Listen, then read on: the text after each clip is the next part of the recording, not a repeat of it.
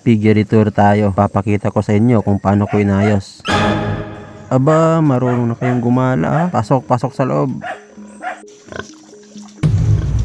Nandito na tayo sa day 3 dito sa ating munting piggery. Sa araw na ito ay papakita ko sa inyo kung paano ko inayos itong munting babuyan ko. Dito nga pala banda yung ating gestating pen. Sa ngayon ay magkakasya pa lang dito ang 5 inahin, pero balak nating dagdagan to sa mga susunod na mga araw. Sa likuran bahagi, dito naman ang ating farrowing pen. Kasalukuyan ay meron tayong 10 biik na pinapalaki sa ngayon. Katabi ng ating farrowing ay ang ating growing pen. Sa ngayon ay meron tayong 5 gilt. Ito, magiging karagdagang inahin natin.